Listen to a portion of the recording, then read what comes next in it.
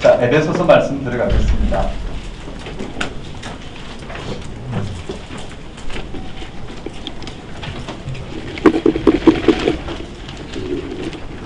요번에 소그룹에 갈라디아스를 하는데, 갈라디아스 강의가 12주 동안 있어요. 3시간씩 12주 동안 하는데, 그 세계를 들어가 보는 거죠. 뭘 말하는지, 초기 기독교 상황과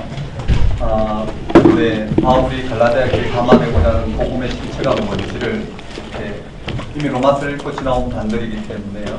다시 확인을 하게 되죠. 그런 부분들을 이렇게 간단하게 지나가기는 참 쉽지 않은 것 같아요.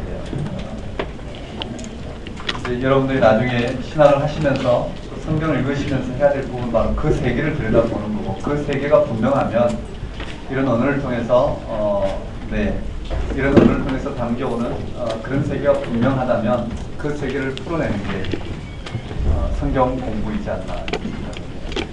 자, 에베소서인데요.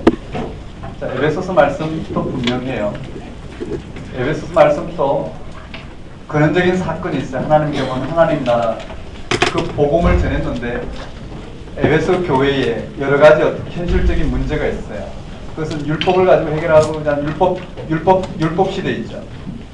율법의 토대를 두고 있는 삶에 복음이 전해졌을 때 그 복음의 능력을 가지고 율법을 해체하고 율법을 해결되지 않는 전혀 다른 근원적인 이 생명 사건이 그 삶을 끌어가야 되는데 그렇지 못해요. 그런 교회에 다시 한번 뭐라고요? 복음을 전함으로써 그 문제를 해결하고자 하는. 에베소 교회의 문제는 뭐였을까요? 이방인과 유대인들의 반목이었단 말이에요. 이방인과 유대인들의 갈등을 들어서 예수 그리스도에게 이루어진 예수 그리스도가 죽은 자 가운데 살아나심으로 말미암아 오늘 우리 가운데 무엇이 일어났는지를 설명함으로 말미암아 어떻게 해요?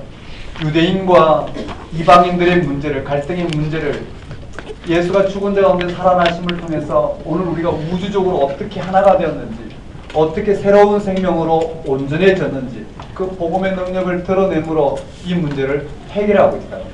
그 문제 해결이 초점이 아니라 그 문제를 해결하게 드러내는 복음이 무엇인지가 변정되는 것이 핵심이라는 거예요.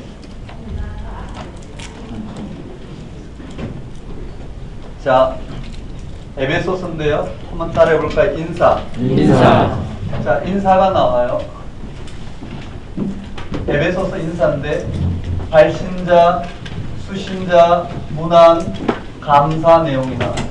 한번 따라해볼까요? 발신자, 수신자, 문안, 감사. 자, 발신자의 간단하죠. 에베소 교회는 하나님의 뜻으로 말미암아 그래서 예수의 사도된 바울은 한번 따라해볼까요? 사도된 바울은 그게 바울이고 수신자는 에베소에 있는 성도들과 그 다음 문안 하나님 우리 아버지와 주 예수 그리스도로부터 은혜와 평강이 너에게 있을지어다 이렇게 언급되어 있습니다. 여기에요. 한번 따라해볼까요? 에베소. 그 다음 문안 인사인데 은혜와 평강이에요. 이 은혜와 평강 앞에 아직 삼위일체까지는 가지 않았죠. 한번 따라해볼까요? 하나님 우리 아버지와 주 예수 그리스도로부터 문안 한 구절만 가지고도 하루 종일 해도 다 담아내지 못하는 깊이가 있어요. 왜냐하면 여기 하나님 아버지가 누구냐라는 이 하나님 아버지, 우리는 하나님 만났다 했을 때 그 하나님 도대체 누구시냐를 아는 것이 하나님의 경험이겠죠. 근데 우리는 분명히 하나님 만났다고 하지만 그 하나님은 하나님이 이 땅 가운데 드러내신 그 일과 무관하게 우리가 만났다고 얘기한다면 문제가 될 것이에요. 맞죠? 네. 자, 여기에 한번 따라할까요? 하나님 우리 아버지와 예수 그리스도로 말미암아 은혜와 평강이 너희에게 있을지어다. 네, 이것이 무슨 말인지를 아주 함축적으로 이야기합니다. 자, 한번 따라해볼까요? 바울은 에베소에 있는 은혜와 평강이 있을지어다. 자, 이 감사 내용인데 감사 내용은 지금 그들에게 임한 뭐에 대한 감사냐면은 에베소 교회에 임한, 그치? 에베소 교회가 토대를 두고 있는 그 복음으로 말미암아, 즉 예수가 죽은 자 가운데 살아나심으로 말미암아 이 땅 가운데 이루어진 그 하나님의 통치에 토대를 두고 있는 에베소 교회, 이해되시죠? 에베소 교회가 그런 하나님의 통치에 토대를 두고 하나님의 통치가 에베소 교회를 통해서 드러나고 있는 이 모든 현상들에 대해서 감사하는 내용입니다. 골로새서를 가면 골로새서도 마찬가지예요. 믿음, 소망, 사랑 가운데에서 궁극적으로 그들에게 임한 그 영적인 세계, 즉 하나님 나라, 하나님의 통치에 눈을 뜨고 하나님의 통치가 그들을 통해서 믿음, 소망, 사랑을 통해서 이루어지고 있는 거기에 대해 감사하고 있어요. 자, 여기에 감사함은 이것을 뭐라고 설명하고 있느냐면은 이 에베소 교회의 즉 3절부터 14절까지는 한 문장으로 이루어져, 헬라어로 한 문장으로 이루어져 있는데 이것이 그냥 바울이 펜을 딱 잡고 일사천리로 쓴 것이 아니라 여기도 마찬가지예요. 이 이심칭의도 마찬가지고 여기서 나오는 부분들이 바울이 처음부터 썼지만 초대교회에 이미 예수가 누구인지 그를 통해서 무엇이 일어났는지 이미 늘 고백되어지고 증거되어지던 어떻게 해요? 그런 아주 찬가 또는 신앙 고백문들이 요소 있었단 말이죠. 바울은 그것을 이미 알고 있었고 교회의 모든 공동체가 고백하고 있었고요. 그런 고백문들을 바울이 이와 같이 갈라디아 교회에 전할 때 이미 어떻게 해요? 교회 공동체가 이미 반복적으로 고백하고 그 고백을 통해서 그 영적인 세계를 확인하고 그들의 믿음의 세계를 분별했던 그러한 부분들이 요소에 들어가 있단 말이죠. 이 말씀 이해되시죠? 이 에베소 교회도 마찬가지예요. 한번 따라해볼까요? 찬송하리로다 하나님. 찬송하리로다. 여기에 찬송하리로다 하나님부터 14절까지는 이미 신학적으로 우리 사도신경처럼 무엇이 예수 그리스도를 통해 이루어진 신앙인지 이미 어떻게 그들 가운데 노래되어졌던 그 노래를 여기다가 언급하고 있어요. 한번 따라해볼까요? 찬송하리로다 하나님. 찬송하리로다 하나님. 찬송하리로다 하나님이에요. 한번 따라해봅시다. 찬송하리로다 하나님. 찬송하리로다 하나님. 여기에 찬송하리로다 하나님, 곧 하나님을 찬송하는데 곧 우리 주 예수 그리스도의 아버지께서 그리스도 안에서 하늘에 속한 모든 신령한 복을 우리에게 주시되, 자, 예수 그리스도를 통해 이 모든 것이 가리키는 지점은 하나예요. 즉 3절부터 14절까지 가리키는 세계는 하나란 말이에요. 그 영적인 차원을 지금 뭐라고요? 초대교회의 다양한 율법적 차원에서 이루어지고 있는 문제를 오늘 우리의 삶의 차원을 새롭게 하기 위해서, 새로운 피조물도 새롭게 하기 위해서 이 영적인 차원을 그들에게 다양한 언어로 어떻게 들려줌으로 그 세계를 지금 담아내고 있거든요. 제가 쉽게 표현하면 이렇게 되죠. 따라해볼까요? 찬송하리로다 하나님. 찬송하리로다 하나님. 이 하나님께서 예수 그리스도의 아버지께서 예수 그리스도를 말미암아 뭘 주셨냐면 하늘에 속한 신령한 복을 주셨대요. 한번 따라해볼까요? 신령한 복. 신령한 복. 신령한 복이란 다른 게 아니라 신령한 영적인 부분, 우리에게 없는데 하나님께 있는 것. 그게 뭘까요? 예수 그리스도를 죽은 자 가운데 살리심으로 우리 가운데 이루어진 그 생명을 말하겠죠. 이 말 이해되시나요? 이 신령한 복을 주셨대요. 자, 그 신령한 복이 무엇인지를 4절부터 14절까지 풀어내고 있어요. 자, 신령한 복이 무엇이냐면은 이 신령한 복의 차원을 첫 번째, 두 번째, 세 번째로 나가요. 첫 번째, 두 번째, 세 번째로 이루어지는데 일단 말로만 해볼게요. 창세전에 제가 하겠습니다. 창세전에 그리스도 안에서 우리를 택하사 우리로 사랑 안에서 그 앞에 거룩하고 흠이 없게 하시려고 그 기쁘신 뜻대로 우리를 예정하사 예수 그리스도로 말미암아 자기 아들들이 되게 하셨으니. 쭉 수식이 있어요. 여러분 4절 5절만 하더라도 이걸 어떻게 보일까요? 이 세계가요. 여러분 이 세계가 고백되어져야 된단 말이에요. 한번 생각해 보셔요. 간단하게요.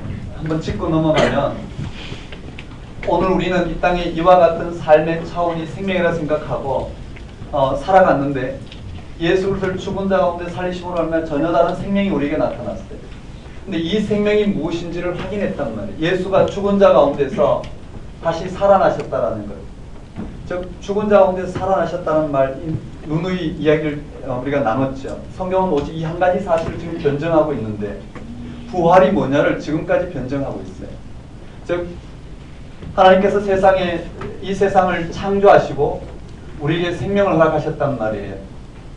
근데 우리는 이 생명을 잃어버리고 이 땅에서의 삶을 우리는 생명이라 생각하고 살아갔어요. 그래서 우리는 이 땅에 우리가 무엇을 이루는 것을 통해 생명을 확인하려고 했던 살아가던 율법, 네, 유대인들은 뭘까요? 율법을 지킴으로 말미암아 그것이 의가 되었죠. 율법을 지키면 의롭다는 걸 통해서 네, 율법을 지킴으로 말미암아 그것이 의라고 생각했어요. 그런데 바울이 경험한 하나님 의는 그게 아니라는 거예요. 전혀 다른 차원이었다라는 거예요. 우리가 이 땅에 생각하는 그런 생명의 차원과는 전혀 다른 이 생명의 차원, 즉 예수가 죽은 자 가운데서 살아나셨다라는 것은 하나님 우리에게 생명을 허락하시고 그 생명을 떠난 이 땅에 모든 죽을 수밖에 없는 이 피조물이 맛볼 수밖에 없는 이 죽음의 한계 가운데서 어떠한 것으로도 이룰 수 없는 그 생명이 예수가 죽은 자 가운데 살아나셨다라는 것은 전혀 다른 그 생명, 우리를 지으신 창조주 하나님의 그 생명의 차원이 예수 그리스도의 이 육신의 몸을 입고 이 땅에 오신 그 육신의 죽음 가운데 그 생명이 나타남으로 말미암아 이 인류 역사 안에 생명이 임하게 되었죠.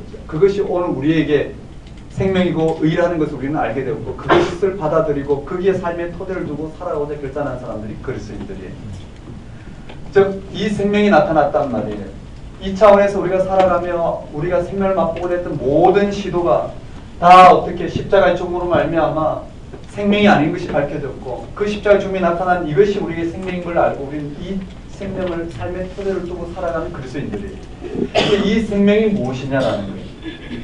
이 생명이 무엇이냐라는 걸 봤을 때 이 생명은 이미 어떻게 해요? 태초에 하나님이 세상을 짓기 전부터 하나님께 있던 생명이라는 거예요. 이 말씀 이해되시나요? 태초에 생명을 짓기 전부터 생명인데 내가 오늘 여기에서 이 생명을 맛봤더니 이 생명의 차원을 이야기하는 거예요. 생명을 맛봤더니 이 생명은 태초에 하나님 천지를 창조하기 이전부터 이미 우리에게 주려고 했던 그 생명이었고 이 생명이 내게 나타났다라는 거예요. 이 말 이해되시나요? 그것이 이미 어떻게 해요?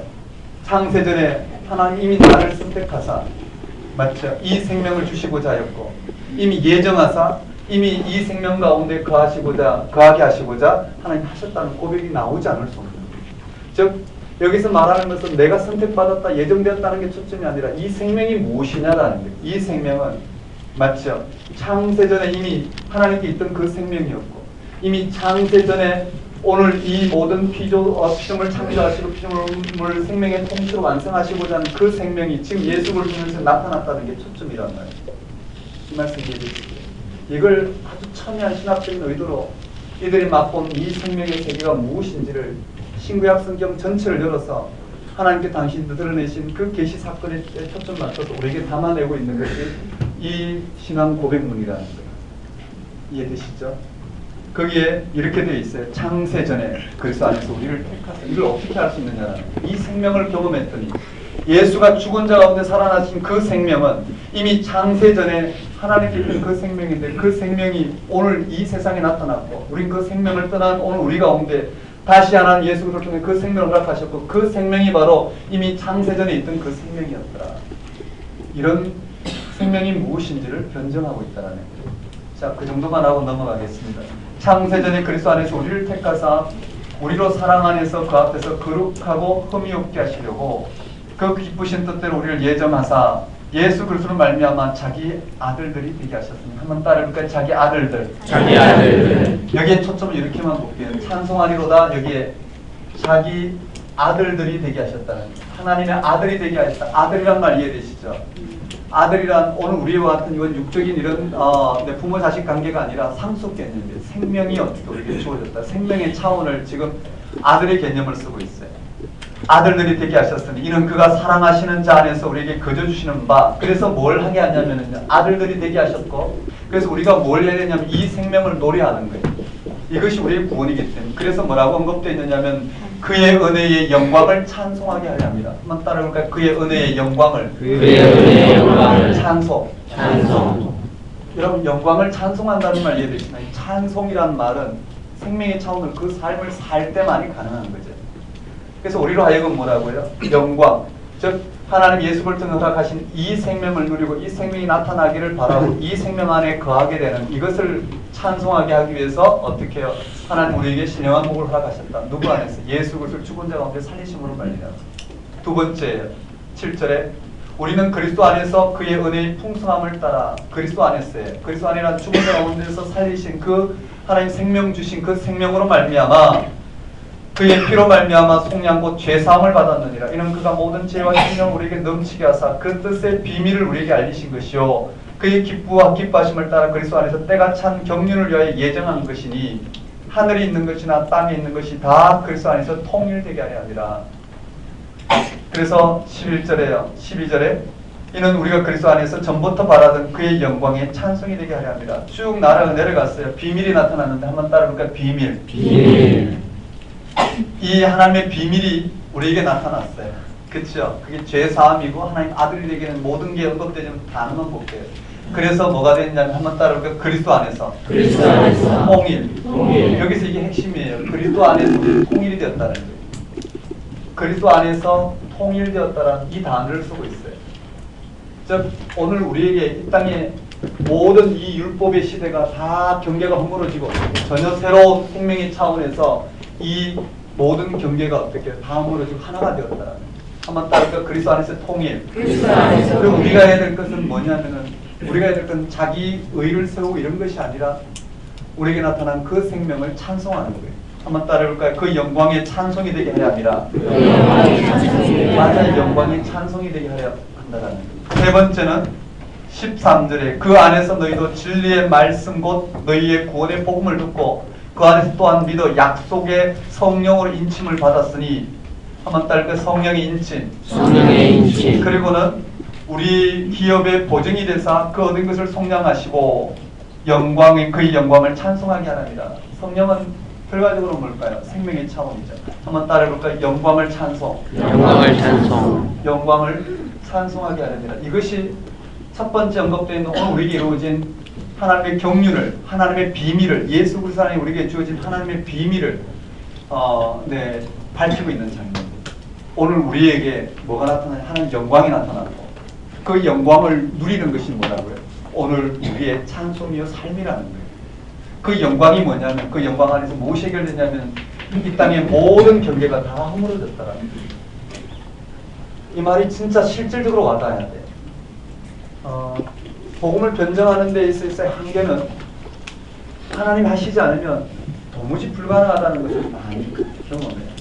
예수가 그리스도 되심을 알긴 아는데 그 세계에 들어가는 것은 그 어떤 말로 변정해도 되지 않더라는 거예요. 근데 어느 날 어떻게 해요? 하나님께서 탁 붙들어 주시니까 그냥 그 속에 쑥 들어가서 너무나 자연스럽게 예수가 그리스도 되심을 통해서 이 영광의 찬송이라 이런 세계가 뭔지를 알게 되더라는 거예요.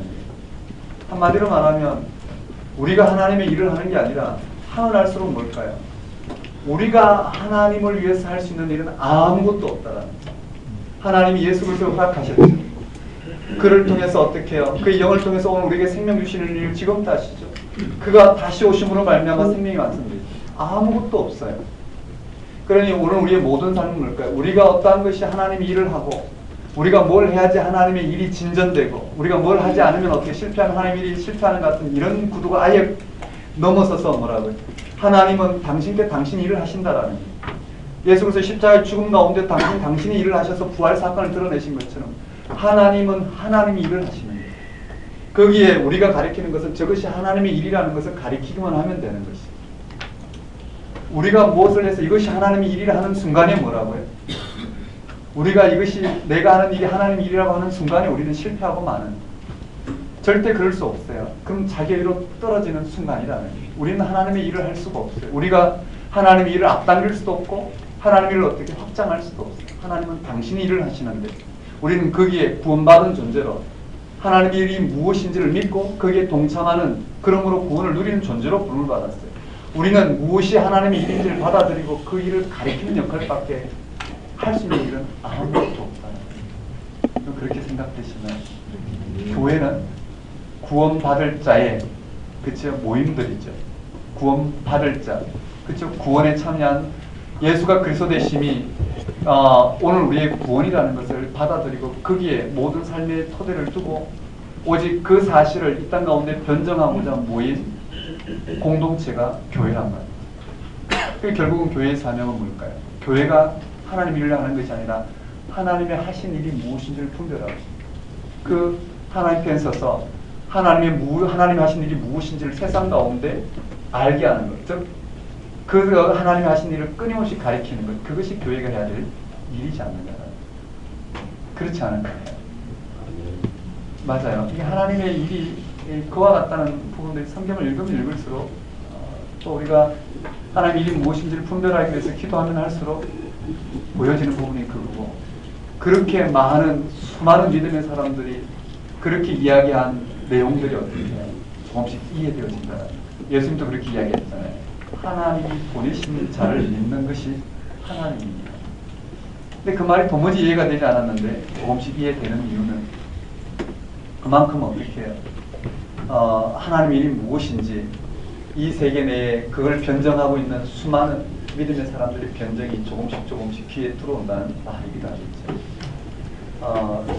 네, 그렇게 됐어요. 자, 여기까지 한번 따라할까요? 영광을 찬송, 영광을 찬송, 영광을 찬송, 영광을 찬송, 영광을 찬송, 영광을 찬송. 그게 핵심이 뭘까요? 한번 따라할까요? 그리스도 안에서 그리스도 안에서 통일. 이걸 붙들어야 된다는. 오늘 우리는 이와 같이 자기 아들들이 되게 하시고 하나님의 비밀이 그렇죠. 하나님의 비밀이 오늘 우리 가운데 나타나 죄사함이 일어났고 성령으로 인치셔서 그 기업이 오늘 우리에게 하나님의 유산이 우리에게 상속되어졌고 이 모든 것을 통해서 오늘 우리에게 하나님의 영광이 나타났고 우리는 그 영광을 찬송하는, 즉 이 영광이 오늘 우리의 삶이 우리 생명의 토대라는 것, 그것을 바라보고 있는 오늘 우리 안에 뭐가 일어났냐면 그리스도 안에서 통일이 나타나요. 이 현실의 문제를 복음의 차원에서 바라보는 내용이에요. 자, 이것이 복음이에요. 에베소서에서 말하고자 하는 복음의 핵심을 예수 그리스도 안에 일어난 이 복음의 핵심을 언급하고 있고, 그러고 난 다음에 여기에 이를 위해서 바울이 기도하는 내용이 나와요. 이러한 세계를 향해서 바울이 기도하는, 이런 신앙의 하나님의 통치를 향해서 바울이 기도하는 거예요. 자, 에베소 교회에게 전해진 복음이 무엇인지를 설명하고 이런 복음이 이 세상 가운데 충만하도록 바울은 기도하고 있어요. 한번 따라볼까요? 바울의 기도. 바울의 기도. 여기에 바울의 기도가 들어가요. 자, 바울의 기도 내용을 한번 보셔요. 그냥 읽으면 지나가면 무슨 내용인가 그렇고 그런데요. 실제로 한 단어 잡아가면 그렇지 않다라는 거예요. 15절 이로 말미암아 주 예수 안에서 너희 믿음과 모든 성도를 향한 사랑을 나도 듣고 내가 기도할 때에, 위에는 감사하고 여기는 기도예요. 위에는 감사는 뭘까요? 찬송하리로 하는 하나님으로 했다면 15절에는 기도 내용으로 들려 있어요. 내가 기도할 때 기억하며 너희로 말미암아 감사하기를 그치지 아니하고 우리 주 예수 그리스도의 하나님 영광의 아버지께서 지혜와 계시의 영을 너희에게 주사 하나님을 알게 하시고, 한번 따라할까요? 지혜와 계시의 영. 지혜와 계시의 영. 계속해서 이런 헬라의 그 시대에 언급되어진 다양한 종교적인 용어들을 들고 들어왔어요. 한번 따라할까요? 지혜와 계시의 영. 계시의 영. 여기에 지혜와 계시의 영, 지혜와 계시의 영을 너희에게 주사 하나님을 알게 하시고, 그리고 너희 마음의 눈을 밝히사 그 부르심의 소망이 무엇이며 성도 안에서 기업의 영광의 풍성함이 무엇이며 그의 힘의 위력으로 역사하심을 따라 믿는 우리에게 베푸신 능력의 지극히 크심이 어떠한 것을 너희로 알게 하시길 구하노라. 지금 뭐라고요? 위에 찬송하리로다. 하나님 언급된 이 세계를 지금 다시 한번 이들에게 들려주면서 어떻게 해요? 그 세계를 알기를 원하노라 지금 간구하고 있어요. 핵심 단어만 한번 잡아볼까요? 한번 따라하겠습니다. 지혜와 계시의 영. 지혜와 계시의 영. 지혜와 계시의 영을 주사 하나님을 알게 하시고, 한번 따라 하나님을 알게 하시고, 하나님을 알게 하시고, 그걸 다시 풀었어요. 눈을 밝히사. 눈을 밝히사. 예, 이 눈을 밝히고 그다음에 부르심의 소망이 무엇이며, 한번 따를까요? 소망이 무엇이며, 성도 안에 있는 기업의 영광의 풍성함이 무엇이며, 한번 따를까요? 영광의 풍성함. 눈을 밝히사 또 소망이 무엇이며 기업의 영광의 풍성함이 무엇이며, 이제 결정적으로 그 힘의 위력으로 역사하심을 따라 믿는 우리에게 베푸신 능력의 지극히 크심이, 한번 따를까요? 능력. 말하고자 하는 건 여기 있어요. 자세하게는 하지 않고 그냥 흐름만 잡아볼게요. 한번 따를까요? 능력. 자, 능력의 지극히 크심이 어떠한 것을 너희로 알게 하기를 원하노라. 그의 능력이 그리스도 안에서 역사하사, 이 하나님의 능력이에요. 이 능력이 또 뭐냐면 오늘 우리에게 이렇게 디나미스처럼 언급되는 이런 능력, 여기서 오늘 우리는 능력이라고 담아내고 있는 이 능력이 뭐냐, 어디로 들어가야 되냐면 이 생명의 차원으로 들어가서 이 능력은 뭘까요? 피조물과 창조주와의 근본적인 차이를 드러내는 단어들이에요. 이것을 마치 우리 피조 세계의 그런 능력으로 말하면 좀 곤란해요. 이 말 이해되시나요? 이 능력은 근원적으로 어떻게 해요? 피조물이 맛본 그 생명의 차원에서 창조주냐 피조물이냐 근원적인 차이를 드러내는 능력을 말하겠죠. 지금 단어를 가지고 설명해 보는데, 자, 하나님의 능력, 이 능력이 누구에게 나타났냐면 그리스도 예수 그리스도에게 나타났대. 예수 그리스도를 죽은 자 가운데 살리신, 그 죽은 자 가운데 살리신 네, 거기에서 이 능력이 드러났대요. 본문을 보면. 그러니까 제가 말씀드리는 부분은 도대체 바울이 경험한 이 세계가 무엇이길래 이런 단어를 통해서 담아내고자, 우리는 이 능력을 다양한 단어로 쓰잖아요. 이 시대에는요. 그렇지만 바울이 쓰고 있는 것은 근원적인 세계를 지금 담아내고 있는 단어로 새롭게 여기서 규정하고 있죠. 그 우리는 들을 때 어떻게 이 능력이 무엇이냐면, 이 능력은 세상을 창조하신 창조자 하나님이 예수를 죽은 자 가운데 살리시고 맛보게 하신 이 생명을 허락하신 능력이란 말이죠. 자, 그 능력이 거기 나타났어요. 어디에요? 그의 능력이 그리스도 안에서 역사하사 죽은 자들 가운데서 다시 살리시고, 이게 복음의 핵심이에요. 한번 따라해볼까요? 능력. 자, 여기에 지혜와 계시의 영을 그렇죠 부어주시고, 부어주셔서 하나님을 알게 하시고, 다시요 하나님을 알게 하신 그 눈을 밝히사 부르심의 소망이 무엇이고 영광이 풍성함이 무엇인지를 알게 하시기를 구하노라 하는 거예요. 이 모든 것을 알기 위해서 뭐가 필요하냐면 이 하나님의 능력이 무엇인지를 알아야 된다. 이 능력이 무엇이냐라는 거예요. 이 능력이 여기 언급되어 있어요. 그게 1장의 핵심이죠. 바울의 기도의 핵심이에요. 한번 따라해 봅시다. 능력. 이 능력이 바울의 기도의 핵심이란 말이에요. 그리고 이 이후를 풀어간단 말이죠. 그 능력이 무엇이냐면 20절부터 23절까지 내 몸을 치셔야 되겠죠. 그래서 예수 안에서 역사하사, 한번 따라해 볼까요? 예수 그리스도의 부활. 자, 여기에 죽은 자 가운데, 그 능력이 무엇이냐면 죽은 자 가운데서 살리심이에요. 죽은 자 가운데 살리시고, 어디 앉으셨냐면 우편에, 오른편에 앉으셨어요. 통치를 나타냈죠. 오른편에 앉으시고 모든 통치와 권세와 능력과 주권과 이 세상뿐 아니라 오는 세상을 일컫는 모든 이름 위에 뛰어나게 하셨다. 뛰어나게 하셨다는 뭘까요? 여러분, 이 세계는 누구를 통해서 이 생명의 능력으로 통치가 이루어지는 거예요. 이 말 이해되시죠? 죽은 자 가운데서 다시 살아나신, 네, 예수가 죽은 자 가운데 다시 살아나심을 하나님의 이 생명의 능력이 나타나고, 하나님이 이 세상을 이 생명의 능력으로 통치하시는데 이 생명을 맛보신 이가 누구냐면 예수 그리스도시라는 말이죠. 예수 그리스도를 통해서만 어떻게 이 생명이 이 땅 가운데 주어지기 때문에 예수 그리스도를 하나님 우편에 앉으시고 하나님과 동등한 자격이, 하나님 통치가 예수를 이렇게 전해졌고, 이 예수 그리스도를 통해서 만물을 통치하는 그 통치가 이루어지게 하셨다는, 우편에 앉으셨다는 말과 21절과 똑같은 내용이죠. 통치와 권세와 능력과 주권과 이 세상뿐 아니라 오는 세상을 일컫는 모든 이름 위에 뛰어나게 하시고, 한번 따라해볼까? 모든 이름 위에 뛰어나게 하시고, 모든 이름 위에 뛰어나게 하신 것도 바로 이 우편에 앉으신 그 정치적인 부분이죠. 그리고 또 만물을 그의 발 아래 복종하게 하시고, 그를 만물 위에 교회의 머리로 삼으셨는가. 한번 따라해볼까? 교회의 머리. 이게 핵심이죠. 교회의 머리예요. 교회의 머리라고 했어요. 교회의 머리라는 게 뭘까요? 그쵸? 교회의 머리라는 게, 교회는 그의 몸이라는 거예요. 교회는 어디에 토대를 두고 있느냐면은 이 생명 사건의 토대가 두고 있어요. 머리라는 말이 뭘까요? 예수 그리스도께서 이 생명의 능력으로 이 세상을 통치하시는 거예요. 맞죠? 이 생명의 능력으로 이 세상을 통치하시고, 그 생명을 맛본 자들의 모임이 교회이고, 교회는 바로 이 생명이 나타나는 예수 그리스도의 몸이라는 거예요. 이것을 지금 이와 같은 다양한 언어로 설명하고 있어요. 한번 따라해볼까요? 교회의 머리. 그리고 교회는 그의 몸이니, 한번 따라해볼까요? 교회는 그의 몸. 교회는 그의 몸이에요. 어디에서 통치가 일어나는지를 설명하고 있어요. 그가 죽은 자 가운데 살아나신 그 생명의 통치로 말미암아, 네, 그 생명의 통치가 바로 교회의 토대라는 거예요. 만물 안에 만물을 충만하게 하신 이 충만함이라, 이렇게 돼 있어요. 그 말 또 풀어야 되는, 여기까지 됐어요. 복음의 핵심이 뭔지.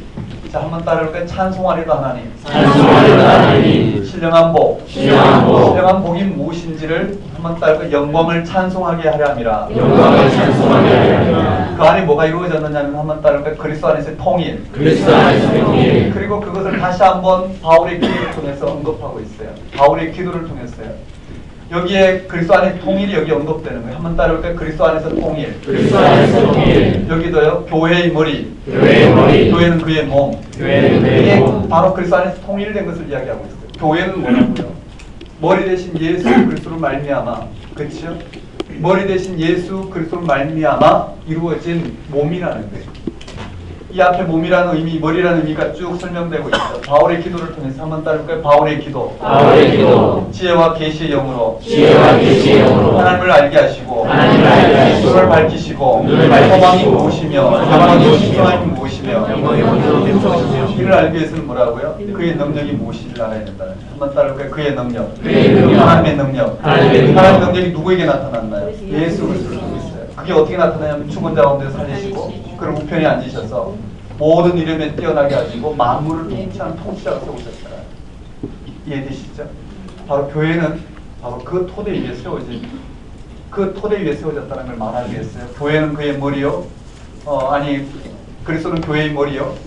교회는 그의 몸이다. 이 말은 그리스도 안에 통일하고 똑같은 말이에요. 한번 따를까? 그리스도 안에서. 그리스도 안에서 통일. 통일.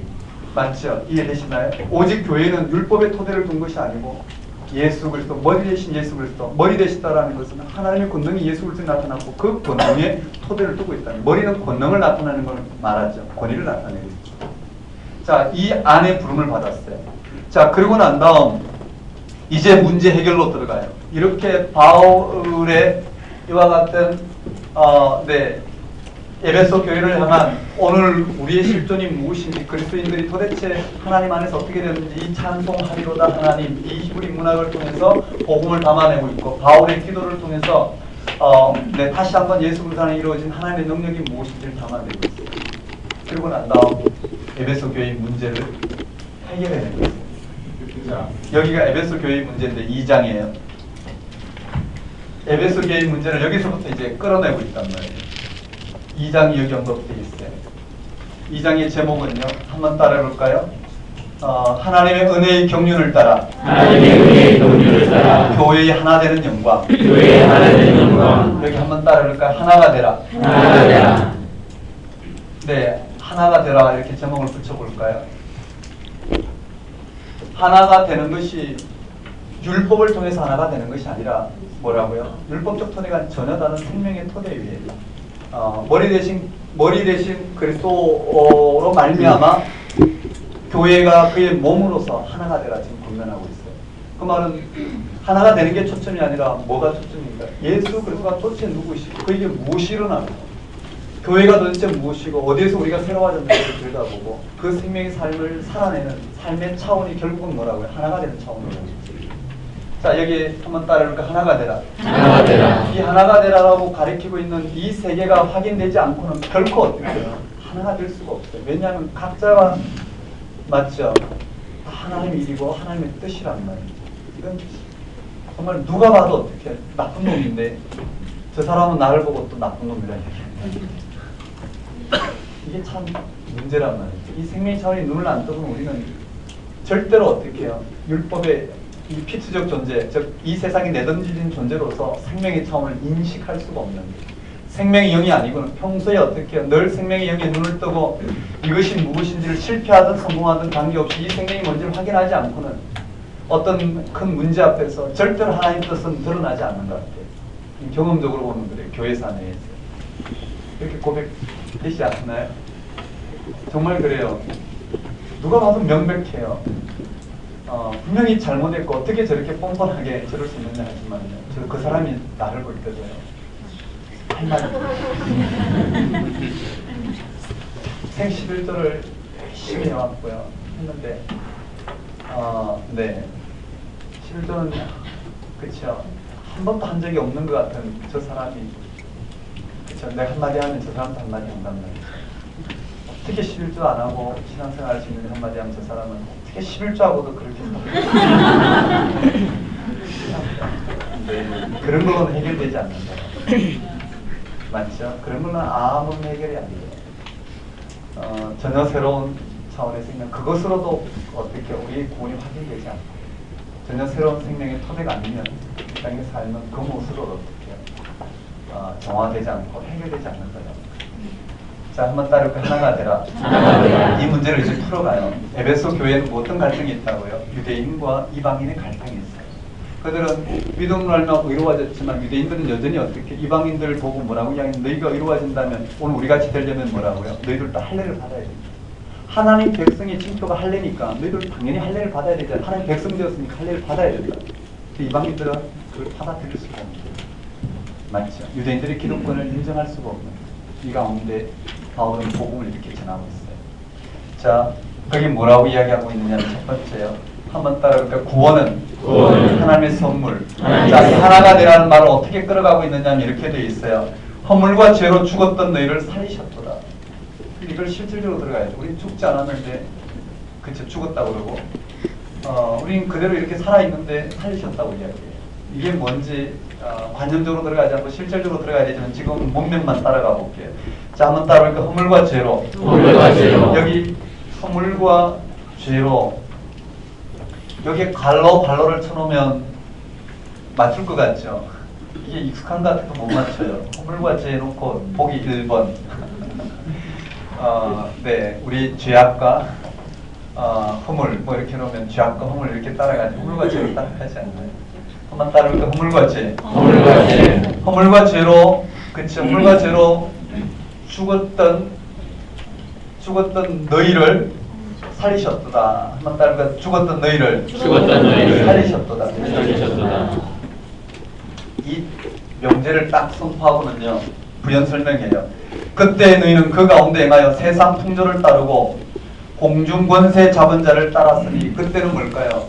율법적인 차원이죠. 유대인들은 율법의 토대를 두고 이방인들은 그 땅에 내 삶의 토대를 두고 그런 방식으로 따랐더니 곧 지금 불순종의 아들 가운데 역사하는 영이라. 전에는 우리도 다 그 가운데 우리 육체 욕심을 따라 지내며 육체와 마음에 원하는 것을 하여 다른 이들과 같이 본질상 진노의 자녀였더니 이 말이에요.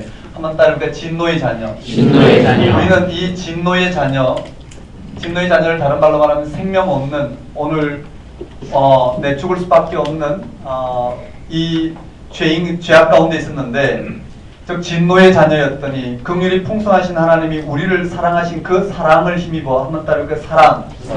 자, 이 사랑을 힘입어 진노의 자녀였는데 이 사랑을 힘입어 허물로 죽었던 우리를 그리스도와 함께 살리셨고 맞죠? 또 함께 일으키사 그리스도와 함께 하늘에 앉히시니 이게 핵심이에요. 그렇죠? 이게 사랑이란 말이에요. 큰 사랑. 한번 따르니까 사랑. 예수 그리스도의 죽으심. 또 살아나심. 이것을 설명하고 있어요. 하나님의 큰 사랑이 뭐냐면은 그의 십자가의 죽음을 통해서 오늘 우리도 죽게 하시고 그가 다시 어떻게 하나님께 대하여 살아남으로 우리도 하나님께 대하여 살아나게 하심으로 그리고 그리스도 예수와 함께 우리를 어디에 앉혔냐면 그 하늘에 앉히셨으니 이는 그리스도 예수 안에서 우리에게 자비하심으로 이것이 어떻게 이루어졌느냐 이 하나님의 사랑이 어떻게 이루어졌느냐면 자비하심으로써 그 은혜의 지극히 풍성함을 오는 여러 세대에 나타내려 함이라. 너희는 은혜에 의하여 믿음으로 말미암아. 이제 핵심이 나와요. 한번 따라볼까요? 은혜에 의하여 믿음으로. 이 모든 것이 뭐라고? 이 구원이 한번 따라볼까요? 은혜. 믿음. 은혜로 말미암아 은혜에 의하여 믿음으로 말미암아 구원을 얻었대. 한번 따라볼까요? 은혜. 믿음. 구원. 이해되시죠? 이 은혜와 믿음과 구원은 그 당시에 종교적인 용어인데 그게 뭔지를 앞에서 이렇게 쭉 설명하고 있어요. 자, 한번 따라볼까요? 은혜와 믿음과 즉 은혜와 믿음으로 구원. 맞아요. 은혜와 믿음으로 구원에 이르게 되었다라는 거예요. 이것은 우리에게서 난 것이 아니라 하나님의 선물이라는 거예요. 한번 따라볼까요? 하나님의 선물. 이게 하나님의 선물이라는 거예요. 우리에게서 난 것이 아니에요. 하나님의 선물이라. 너희는 그 은혜의 행위에서 난 것이 아니니 누구든지 자랑하지 못하게 하려 합니다. 한번 따르니까 자랑하지 말라. 자랑하는 게 아니라는 거예요. 그럼 뭘 해야 될까요? 뭘 해야 되냐면은요. 10절에 우리는 그가 만드신 바라 그래서 예수 안에서 선한 일을 위하여 지으심을 받은 자니. 한번 따를까? 선한 일. 선한 일. 이 선한 일이라는 거예요. 한번 따를까? 선한 일. 선한 일. 여기까지가 핵심이. 말하고자 하는 핵심은 뭐냐면은요. 한번 따라해 봅시다. 그는. 자, 이 그는 누굴까요? 여기서 말하는 그는요. 바로 앞에서 언급된 이 하나님의 능력이 드러난 예수 그리스도시라는 거예요. 즉 교회의 머리시고 교회는 그의 몸이에요. 자, 그 예수 그리스도를 말미암아 이제 우리가 어떻게 되었느냐면은 이 하나님의 능력 가운데 거하게 되었다라는 이 말씀 이해되시나요? 즉 하나님의 능력이 예수 그리스도 안에서 나타나서 그 나타난 과정을 설명하자. 죽은 자 가운데 살리심으로 하나님 우편에 앉아 계시고 모든 위에 뛰어난 힘을 주시고 만물을 그의 통치 아래 두시고 그리고 통치 아래 있는 교회도 마찬가지로 그의 통치 아래 있다는 말을 교회는 예수 그리스도는 교회의 머리요 교회는 그의 몸이라는 말로 여기 설명했어요. 그 그리스도 맞죠? 그가 허물과 죄로 죽었던 우리를 살리셨도다. 그리고는 부연 설명하는 게 우리 진노의 자녀에 있는데 그의 하나님의 큰 사랑으로 말미암아 예수 그리스도의 죽으심으로 말미암아 우리도 죽었고 살아나시면 살아났고 그가 하나님 우편에 앉으시면 우리도 어떻게 해요? 하나님 하늘에 올라서 하나님 우편에 앉아 있다라는 그러면 생명의 차원이죠. 그리고는 뭘까요? 이 문제를 우리의 노력이 아닌 은혜와 믿음으로 이 구원에 이르게 되었고 이것이 하나님의 선물이니까 자랑하지 말라. 선한 일이라. 이 선한 일이 뭘까요? 네, 하나가 되는 것이. 이 선한 일이 무엇이냐면 생명의 토대를 두고 하나가 되는 것이. 한번 따라해 볼까요? 여기에요. 한번 따라해 봅시다. 하나님의 선물이라. 하나님의 선물이라. 자랑하지 말라. 자랑하지 말라. 선한 일을 하라. 선한 일을 하라. 두 번째로 그 선한 일이 무엇이냐라는 거예요. 이 선한 일이 무엇이냐면 이제 나와요. 11절부터 유대인과 이방인들에 대한 권면이에요.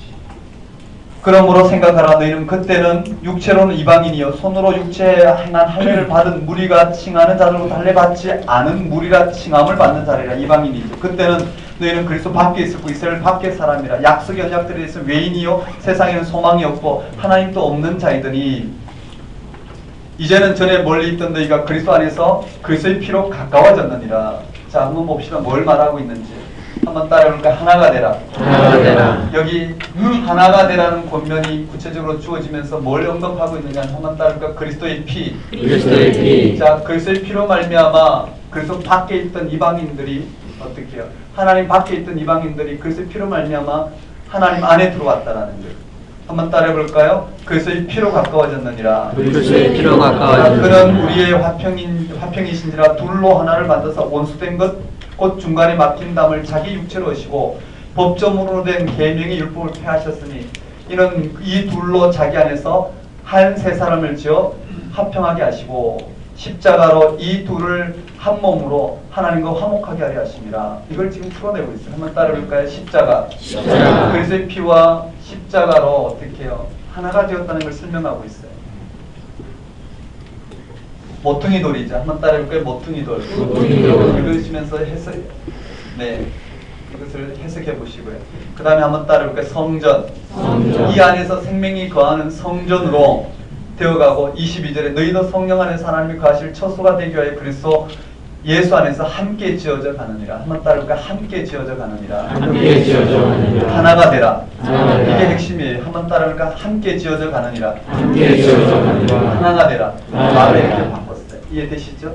그 근거는 예수 그리스도의 피와 십자가와 모퉁이들과 성전의 개념을 가지고 끊임없이 어떻게 해요? 예수가 죽은 자 가운데 살아나심으로 말미암아 이 율법의 토대를 두는 것이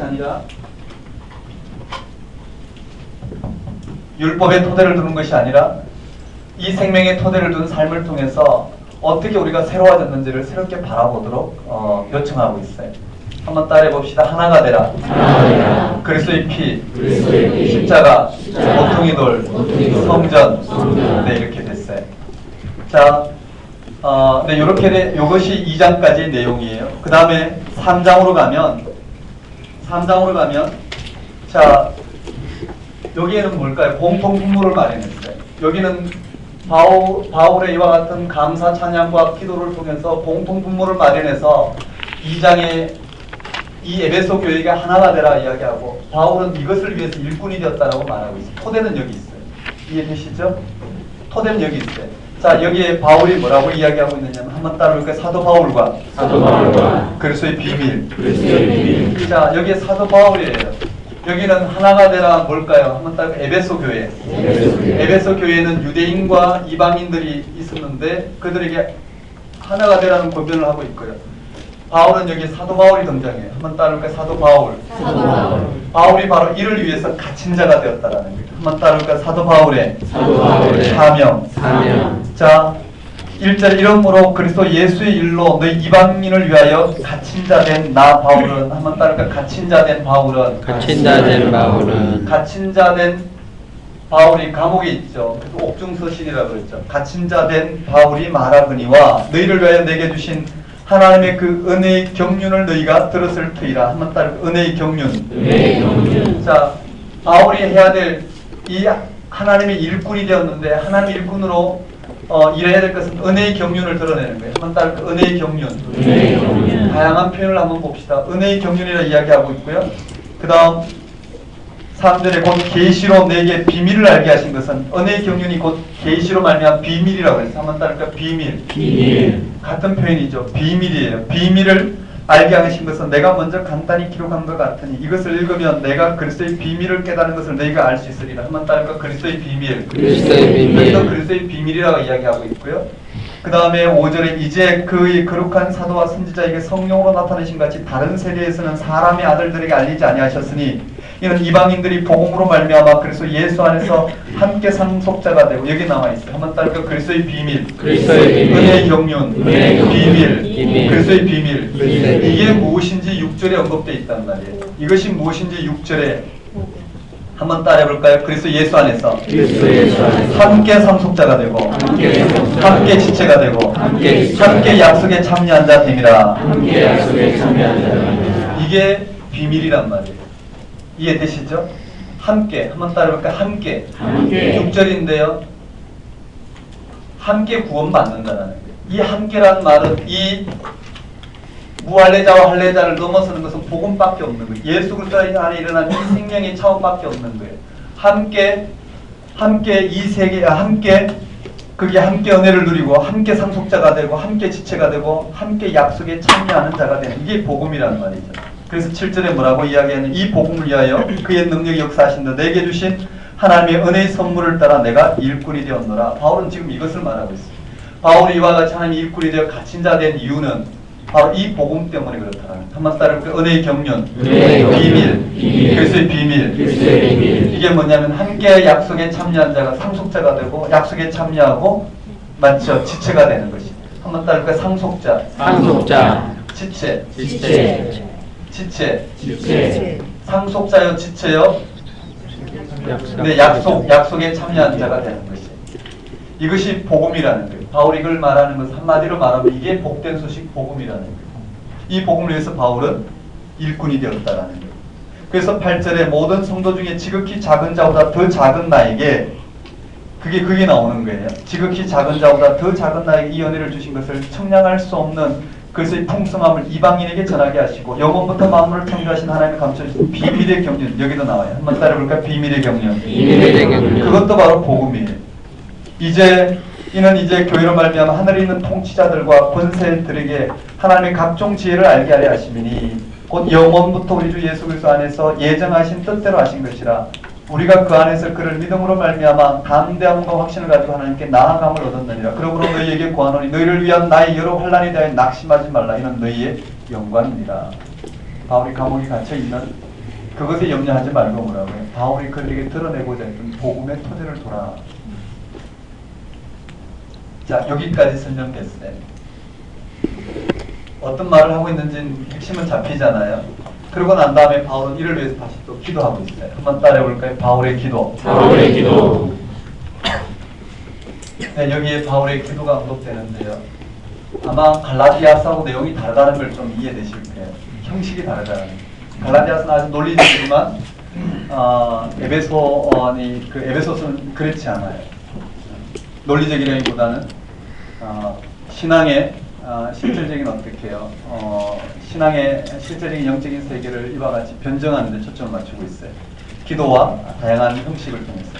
자, 14절에 기도하고 있어요. 한번 따라해 볼까요? 바울의 기도. 바울의 기도. 이러므로 내가 하늘과 땅에 있는 각 족속에게 이름을 주신 아버지 앞에 무릎을 꿇고 비노니 그의 영광의 풍성함을 따라.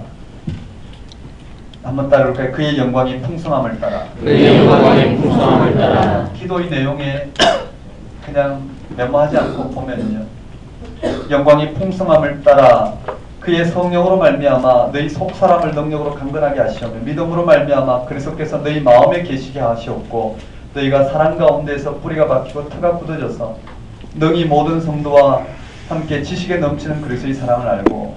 핵심은 여기 볼까요? 한번 따라해 볼까요? 그의 영광의 풍성함을 따라 그의 영광의 풍성함을 지식에 따라 넘치는 그리스도의 사랑을 알고. 지식에 넘치는 핵심이 그리스도의 그거예요. 사랑을 그렇죠? 알고. 지식에 넘치는, 지식을 뛰어넘는, 지식에 넘치는 그리스도의 사랑을 알고. 한번 따라볼까요? 그리스도의 사랑. 그리스도의 사랑. 그 말은 예수 그리스도를 통해서 일어난 그 부활 생명이 무엇인지 그 풍성함을 알고 그 너비와 깊이와 높이와 깊이가 어떠함을 깨달아 하나님 모든 충만한 것으로 한번 따라볼까요? 충만. 충만이 뭘까요? 계속 충만을 이야기하는데요. 이 생명의 세계를 인식하는 게 충만이겠죠. 맞죠? 이 세계에 토대를 두는 것이 충만인 것이. 그리고 마지막 영광성이에요. 20절과 21절이 우리의 신앙의 결정판이에요. 늘 성령은 우리의 신앙의 결정판이에요. 그 세계가 우리 신앙의 결정적인 부분 모든 걸 담아내고 있어요. 20절에 우리 가운데 역사하신 능력대 우리가 구하거나 생각하는 모든 것을 넘치도록 능히 하실 이에게. 21절이요. 교회 안에서와 그래서 예수 안에서 영광이 대대로 영원 무궁하도록 원하노라. 이게 영광성이에요. 이것이 왜 우리의 신앙의 결정판인지 따라잡는 것이 성경을 다 읽으면 최종적으로 이 한마디에 걸리게 된다는. 자, 여기까지가 에베소서 말씀입니다. 이렇게 건너뛰어 왔는데도 시간이 많이 걸리네요. 그렇죠? 그냥 넘어갔으면 또 제목만 달고 넘어가긴 좀 그렇고요. 자, 4장에 넘어가요. 4장은요, 이 세계를 담아내고 있단 말이죠. 이걸 전제로, 이 앞에서 이야기한 걸 전제로 4장부터 6장까지는 권면의 말씀이 들어가요. 그래서 다시 말씀드리면 반드시 어떻게 뒤에 권면은 이 세계를 밝히고 이 세계를 가지고 이 문제를, 당면한 문제를 해결하고 있단 말이에요. 당면한 문제를 그들은 어떻게 해결할지를 모르고 또 율법적 차원에서 해결하려고 하는 그 부분들을 이 생명의 차원을 열어내고 그것을 가지고 여기다가 권면하고 있다고. 한번 따라볼까? 권면 1, 권면 2, 권면 3. 맞아요. 여기에요. 권면 1이 여기 언급되어 있어요. 그 다음에 여기에 5장 밑에 부분은 권면 2가 언급돼요. 이건 가운표라고 그러죠. 가운표에 뭐가 언급되어 있느냐면 한번 따라볼까요? 아내와 남편. 여기 아내와 남편의 구도는 율법적 관계예요. 그렇죠? 율법적 관계가 어떻게 영적으로 새로워지는지를 조명하고 있습니다. 그 다음에 두 번째 부모와 자식이. 한번 따라볼까요? 자녀와 부모. 자녀와 부모도 율법적 관계인데 어떻게 예수를 통해 영적인 차원에서 바라볼까? 세 번째는 종과 주인이에요. 종과 주인 또 율법적 차원인데 어떻게 영적인 차원에서 바라볼까? 이것을 설명하고 있습니다. 그 다음에 권면 3이에요. 한번 따라볼까요? 권면 3. 네, 권면 3. 오늘 우리의 이런 율법적 차원의 문제를 어떻게 해결해야 되냐는 거예요.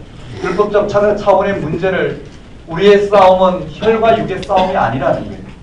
이해되시나요? 여기에서 우리 서로 혈과 육의 싸움으로 이 생명을 얻을 수 있는 게 아니라는 거예요. 한번 따라볼까요? 권면 3. 하나님의 전신갑주. 하나님의 전신갑주를 입어라. 하나님의 전신갑주인데 이 전신갑주가 뭘 말하는지 우리가 살펴봤어요. 우리는 하나님 전신갑주를 입자하고 많은 부분을 이야기하는데 그렇지 않아. 이 세계를 가르쳐요. 그렇죠? 영적인 전쟁이 뭘까요? 이 생명을 오늘 우리가 확보하고 이 토대를 두는 게 영적인 전쟁이에요. 즉 혈과 육의 싸움이 아니라 우리가 얼마나 율법적 차원으로 잣대를 가지고 서로 옳고 그르고 하는 차원이 아니라는 거예요. 한번 따라해볼까요? 혈과 육의 싸움이 아니요. 오늘 우리의 싸움은 혈과 육의 싸움이 아니라고 그랬어요. 여기서 쭉 언급했어요. 우리의 차원이 어디서 열렸는지. 혈과 육의 싸움이 아니고 영의 차원이라고 그랬어요. 거기 보면 통치자들과 권세들과 어둠의 세상 주관자들과 하늘에 있는 악한 영들을 상대함이라. 한번 따를까? 악한 영. 근데 악한 영들을 상대하는 건데 악한 영들이 뭘까요? 생명이냐 죽음이냐의 차원이에요. 그쵸? 생명이냐 죽음이냐의 차원이에요. 혈과 육의 싸움으로 생명을 열어내는 건 아니라는 거예요. 즉 생명이냐 죽음이냐의 차원을 열어내는 건데 이 생명이냐 죽음이냐의 차원을 열어낸 분이 누구냐면 예수 그리스도시란 말이에요. 이해되시나요? 예수 그리스도를 통해서 오늘 우리에게 이 생명이 주어졌고 이것이 오늘 우리에게 일어났기 때문에 우리가 해야 될 영적인 차원은 뭘까요? 하나님의 전신갑주, 즉 이 생명을 확보하는 것이 영적인 전쟁이라고 지금 말하고 있습니다. 맞죠? 지난번에 우리 자세히 좀 봤는데요. 한번 꼼꼼히 읽어보셔요. 그게요.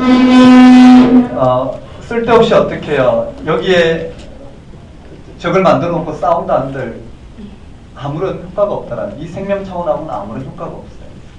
이 말 이해되시나요? 이 생명의 차원에 눈을 뜨지 못하면 여기서 그렇게 적나라하게 드러내지 않았지만 가장 큰 이슈를 이야기했지만 얼마나 많은 초기 기독교에 신앙적 오류들이 있었을까요? 맞죠? 처음에 예수가 그리스도 되심을 따른다라는 그렇게 쉬운 문제가 아니었죠. 오늘 우리에게 그만큼 무엇이 정말 참된 신앙인지 이 성경을 통해서 초기 기독교가 분별을 해서 오늘 우리에게 이 신앙의 세계를 담아주고 있어서 많이 분별을 하고 있지만 그 당시는 예수가 그리스도 되심을 믿는다는 게 무엇인지 이 성경 이와 같이 사도들의 변정을 통해서 순교를 통해서 또 교회의 핍박을 통해서 신앙의 본질이 드러나기까지는 얼마나 많은 현상 가운데 붙들렸을까요? 그런 그들에게 일어났던 많은 현상들이 있었을 거라고요.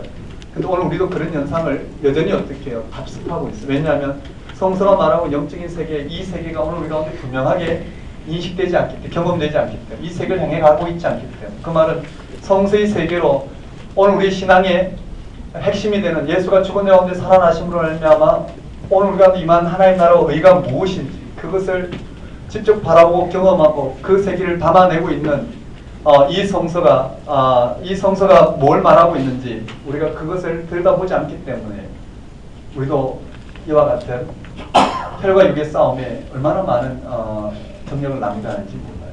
대부분의 교회는 여기서부터 문제가 있습니다. 맞죠? 혈과 육의 싸움. 우리의 싸움은 뭘까요? 악한 영들을 상대하는 것인데 그 악한 영들을 상대함으로 말미암아 승리하게 계신 이가 누구냐면 예수 그리스도시라. 악한 영을 다른 말로 말하면 뭐랄까? 죽음의 영과 생명의 영이라고 봤을 때 맞죠? 오늘 우리는 어디에 놓여 있느냐면 이 생명의 영으로 말미암아 우리에게는 어떻게 생명이 주어졌다는. 그래서 오늘 우리가 이 땅에서 살아가는 우리의 삶은 얼마만큼 예수를 통해서 이루어진 이 생명을 바라보고 확보하고 살아가느냐가 초점이지. 다른 쓸데없는 싸움을 할 수가 없다라는 거예요. 거기서 이렇게 이야기했어요. 한번 따라볼까요? 하나님의 전신갑주. 여기 이렇게 되어 있죠. 우리의 실험은 혈과 육을 상대하는 것이 아니요 통치자들과 권세들과 이 어둠의 세상 주관자들과 하늘에 있는 악한 영들을 상대함이라. 그러므로 뭐라고요? 악한 영들을 상대하신 예수 그리스도를 통해서 우리에게 무엇이 주어졌느냐면 생명의 차원이 주어졌기 때문에 한번 따라볼까? 하나님의 전신갑주를 취하라. 이런 악한 날에 너희가 능히 대적하고 모든 일을 행한 후에 서기 위함이라. 하나님의 전신갑주가 뭔지 봅시다. 그러므로 서서 진리로 너희 허리띠를 띠고 한번 따라볼까? 진리가 뭘까요?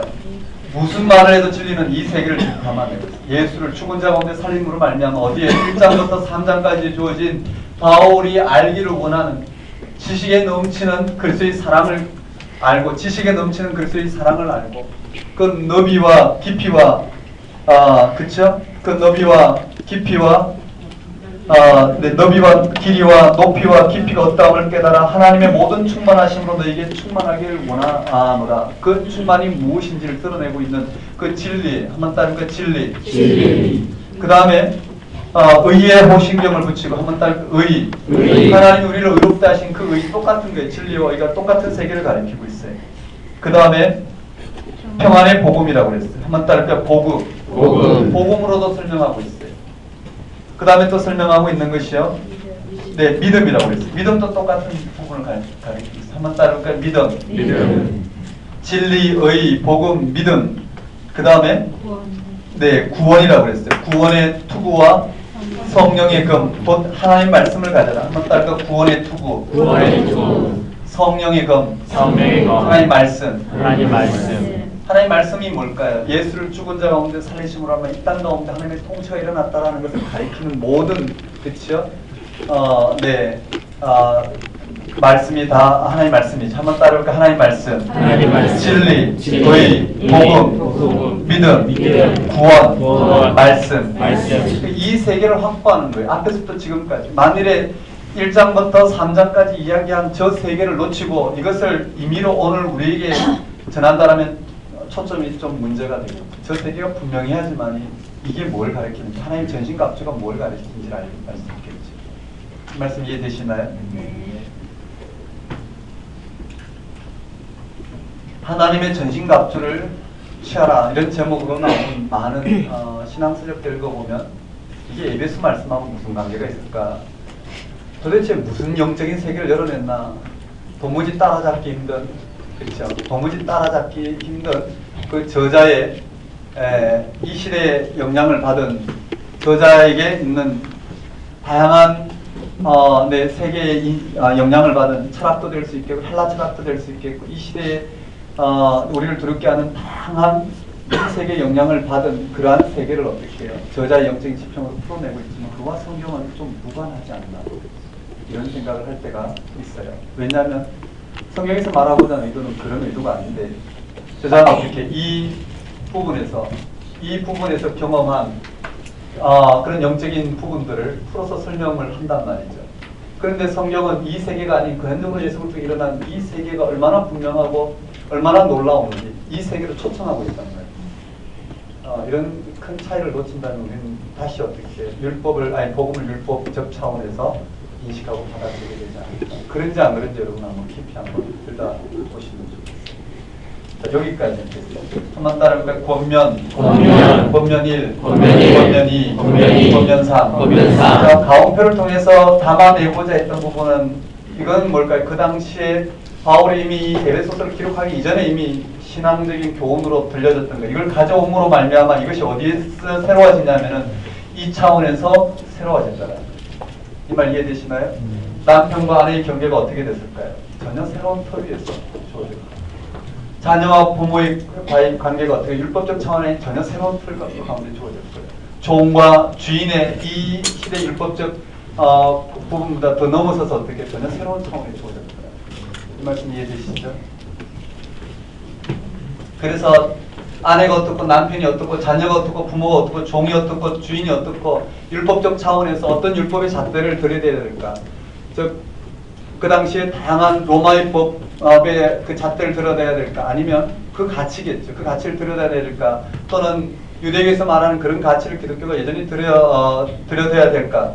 근데 그런 차이로는 어떻게 극복이 되지 않는 그 생명의 차이가 우리에게 주어졌는데, 그 말을 혈과 육이 아니라, 우리 싸움은 혈과 육이 아니라 이 땅 이와 같은 혈과 육, 자녀가 어떻고 부모가 어떻고 아내가 어떻고 남편이 어떻고 율법이 정하는 방식의 삶과 또 로마법과 같은 이런 헬라 문화권에 주어진 그런 가치를 가지고 무엇을 이룬다 한들 그런 것을 얻을 수 없는 궁극적인 생명의 차원을 우리에게 주어진, 여기에 눈을 뜨고 이 땅에 주어진 삶의 문제를 생각하도록 초청하고 있는 것이 바로 하나님 전신갑주를 이루라는 이 말씀으로 기억합니다. 이 말씀 이해되시나요? 좀 더 크게 들여다보자는, 즉 혈과 육의 싸움이 아니요, 우리는 이 땅이 이 율법을 얼마만큼 지키느냐에 따라서 생명이 나타나는 게 아니라 궁극적으로 뭘까요?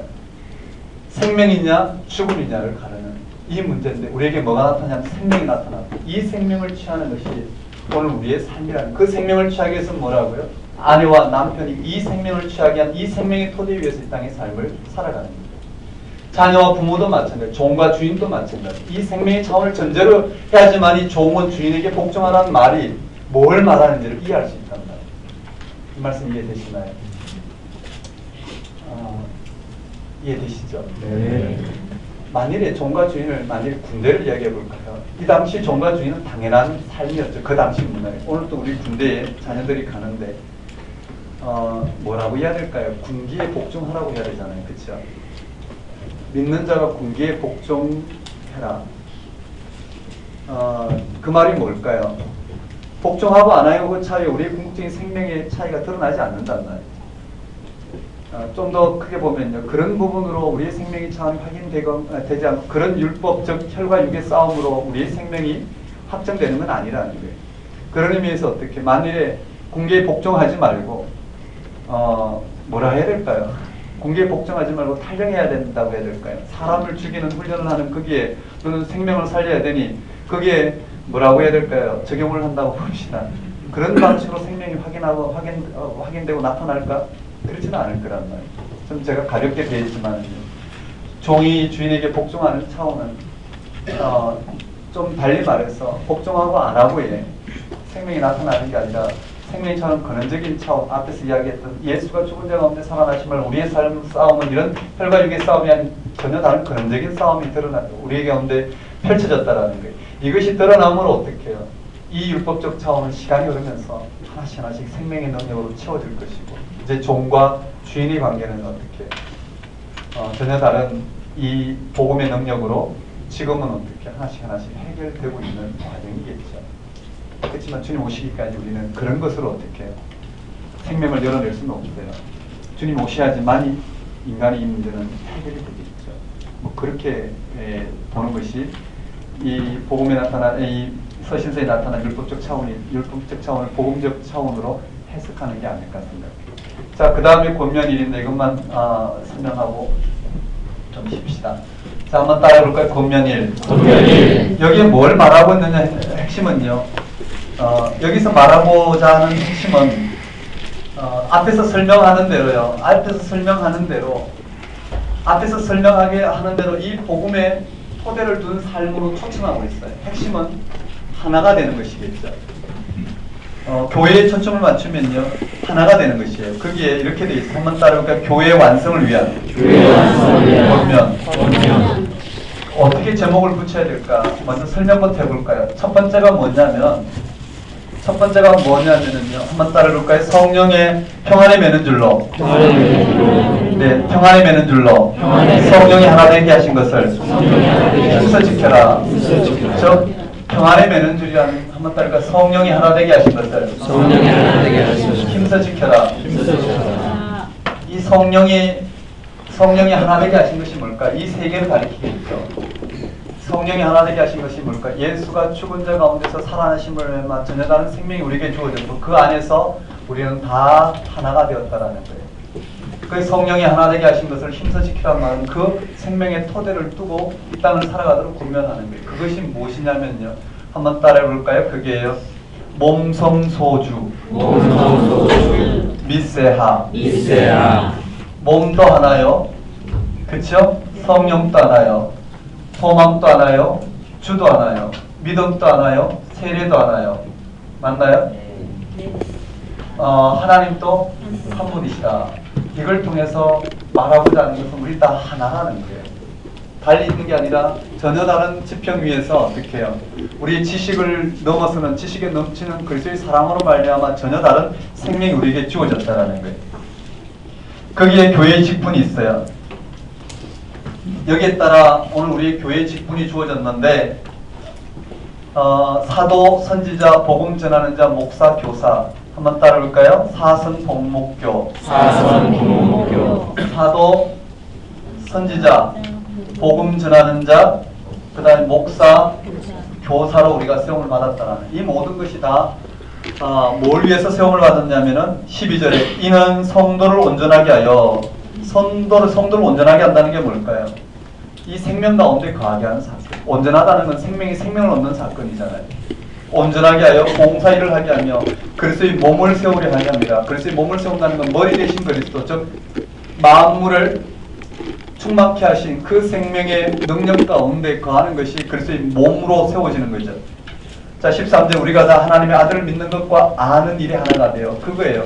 우리가 다 하나님의 아들을 믿는 것과 아는 일이 하나가 되는 것. 그것이 무엇인지를 지금 설명하고 있어요. 온전한 사람을 이루고 그리스도의 장성한 분량이 충만한 데까지 이르리니. 그리고 한번 따라해볼까요? 몸과 지체. 자, 그리고는 우리는 서로가 다 몸과 지체로 연결되어 있다라는. 더 설명은 하지 않을게요. 한번 따라해볼까요? 성령이 하나 되게 하신 것을 힘써 지켜라. 그러고 난 다음에 두 번째 권면은요. 두 번째 권면은 한번 따라해볼까요? 옛 사람을 벗어버리고 옛사람을 벗어버리고 새 사람을 입어라. 새 사람을 이제 좀 더 어떻게 해요? 적극적으로 들어가요. 한번 따라해볼까요? 옛 사람을 벗어버리고 옛사람을 벗어버리고 새 사람을 입어라. 새 사람을 입어라. 거기서 새 사람이 되는 것을 뭘로 설명하든 바로 이 세계를 바라봐야 된다는 거예요. 이해되시죠? 새 사람이 되는 것을 뭘로 설명하든 그 언어는 이 세계를 가리키고 있다는 거예요. 그게 뭐라고 언급되어 있느냐면 네, 쭉 언급되어 있어요. 거기에 22절에 너희는 유혹의 욕심을 따라 썩어져가는 구습을 따르는 옛사람을 벗어버리고, 그 말은 할례자는 할례자의 기준이 율법이 있었고 이방인들은 이방인들의 기준이 있었어요. 벗어버리고 오직 너희의 심령이 새롭게 되어 하나님을 따라 의 증거로 지음을 받은 새 사람을 입어라. 한번 따라볼까요? 새 사람을 입어라. 새 사람을 입어라. 하나님을 따라 의와 진리와 거룩함은 뭘 드러내고 있느냐면 예수 그리스도로 이루어진 생명의 사건을 그와 같이 담아내고 있다고 보면 되겠죠. 한번 따라볼까요? 새 사람의 새로운 생활 규범. 새로운 생활 규범. 네, 세 번째는 이 새 사람의 새로운 생활 규범이 뭔지를 언급하고 있어요. 새 사람이라면 적어도 어떻게 살아야 되나? 그걸 율법적 차원이 아니라는 거예요. 그걸 행해야 된다는 게 아니라 그런 것을 통해서 뭘 바라보냐면 이 세계를 바라보고 그런 삶으로 살아가도록 초청하고 있어요. 율법적 차원이 아닌 생명의 차원에서 그 삶을 살도록 초청하고 있어요. 그 다음에 네 번째는요. 새 사람의 생활 규범이 하지 말아야 될 부정적인 것에 초점 맞췄다면 이제는 새 사람의 생활 규범의 긍정적인 부분인데 한번 따라볼까요? 빛의 자녀들처럼 행하라. 빛의 자녀들처럼 행하라. 이 빛의 자녀들이 어떻게 행하는지 그것도 단어를 하나씩 풀어야 되는데 지금 넘어가겠습니다. 한번 따라볼까요? 빛의 자녀들처럼 행하라. 빛의 자녀들처럼 행하라. 또 다섯 번째는요. 지혜 있는 자 같이 행하여 세월을 아끼라. 지혜 있는 자 같이 행하여 세월을 아끼라. 그 말은 다른 말로요. 술 취하지 말라. 술 취하지 말라. 네, 세월을 아끼라. 한번 따라볼까요? 술 취하지 말라. 술 취하지 말라. 성령으로 충만을 받으라. 성령으로 충만을 받으라. 다섯 번째는요. 지혜 있는 자 같이 하여 있는 자 같이 하여 세월을 아끼라고 했어요. 이게 다 이 세계하고 같아요. 여러분 술 취하지 말라. 이것도 생각을 해보셔요. 술 취하지 말라. 술이 나왔는데 술도 포함되겠죠. 근데 그걸 드러내고자 하는 말은 아니라는 걸 알 수 있어요. 앞뒤 저는 문맥을 보면 뭐라고 되어 있느냐면 술 취하지 말라. 그 말은 뭘까요? 이 세상은 마치 뭐처럼 살아간다고요? 술 취한 같이. 어떤 거짓 생명에 거짓 영에 붙들려 살아가고 있어요. 성령은 뭘 드러내냐면 전혀 새로운 생명인 성령은 이 참 생명을 지금 드러내고 있어요. 이 큰 틀에서 봐야 된단 말이에요. 자, 술 취하지 말라. 맞죠? 그 말은 술 취하지 말라. 이런 방탕한 것이 술 취하지 말라. 이 세계에 붙들려 이와 같이 즉 이 앞에 틀로 보면 뭐냐면은요. 이방인이냐 유대인이냐 다투는 이런 삶은 결국은 술 취한 삶이라는 거예요. 이런 삶을 살지 말고 어떤 삶을 살아가고 성령 충만을 받아라. 오직 이 생명의 능력이 어떻게 오늘 가운데 새로워지는 이 세계를 들여다봐라. 이렇게 초청하고 있잖아요. 맞죠? 네.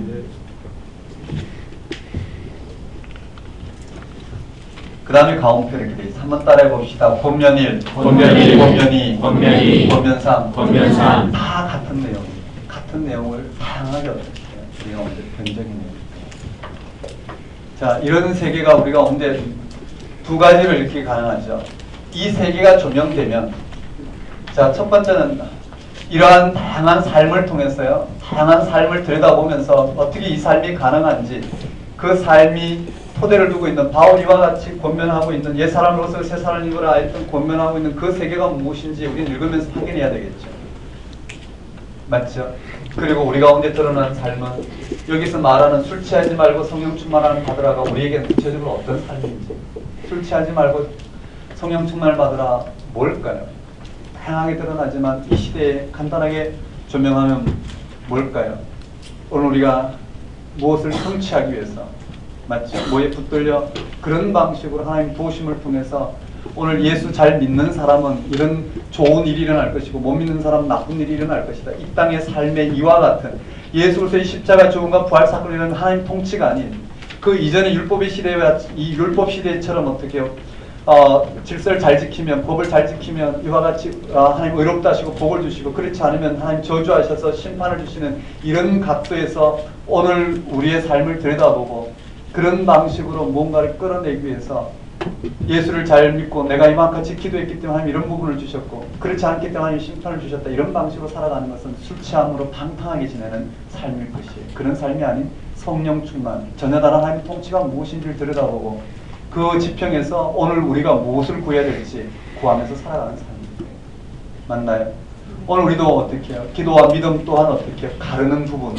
즉 기도하는 사람은 마치 할례 받은 사람처럼 언급되고요. 기도하지 않은 사람은 무할례자처럼 언급돼서 오늘 우리의 경계선을 놓는 이런 부분이라면 좀 곤란하지 않을까. 기도는 그런 부분이 아닌 전혀 다른 차원인데도 우리는 이런 율법적 차원의 기도를 한단 말이에요. 유대인들은 기도를 하잖아요. 구제도 하잖아요. 그렇지만 그들의 기도와 구제는 결국은 어떻게 자기 의를 위한, 즉 그런 것을 통해서 하나님께서 무언가를 받아내고 끌어내는 그러한 부분으로 그들은 사용했단 말이죠. 오늘 우리에게 그런 걸 구하지 말라는 게 아니라 구하되 그런 구하는 실체가 무엇인지를 들여다보고 오늘 우리가 오늘 성령 충만, 즉 오늘 우리에게 무엇이 궁극적으로 주어졌는지 새로운 피조물로서의 온전한 이 인식을 통해서 오늘 우리에게 행해 드러나는 결과는 다를 거란 말이죠. 그런 이런 부분들로 오늘 우리가 받아들여야 되지 않을까. 성경을 읽는다라는 것은 크게 두 가지로 작용하는 거죠. 이런 구체적인 읽기를 통해서 뭘 말하는지를 확인하고 이런 생명의 토대를 통으로 말하면 내게 저렇게 드러나는 저런 현상이 술 취하지 말고 성령 충만을 받으라. 그게 뭔지 오늘 우리한테 새롭게 조명돼요. 이런 폭넓은 영적인 시각이 우리가 언제 전해지겠죠. 성경은 구체적인 우리의 삶의 한 시간 후에는 뭐가 일어나고 2시간 후에는 뭐가 일어나고 이런 인생이 옳고 저런 인생이 옳고 이런 것을 가르쳐주는 부분이 아닌 근원적인 사건을 드러내므로 오늘 우리로 하여금 그 근원적인 사건에 붙들려가는 이 땅의 삶이 얼마나 자유롭고 얼마나 충만하고 얼마나 분명하고 얼마나 확실한지 보여주는 그런 말씀이지 않을까. 넓게 보면 그렇지 않을까 생각합니다. 네. 우리 10분 쉬었다가 7분만 쉬